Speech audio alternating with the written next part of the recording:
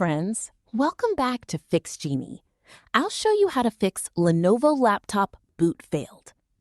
First, make sure no external devices, such as USB drives or external hard drives, are connected to your laptop.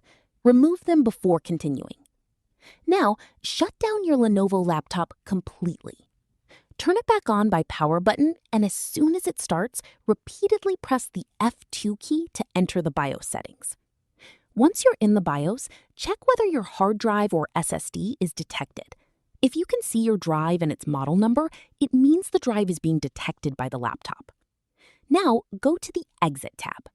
Select Load Default Settings and press Enter.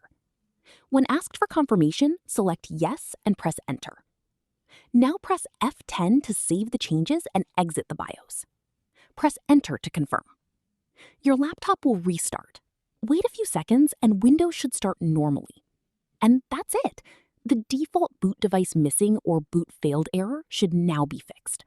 If this video helped you, don't forget to like, subscribe, and turn on notifications for more Lenovo laptop troubleshooting videos.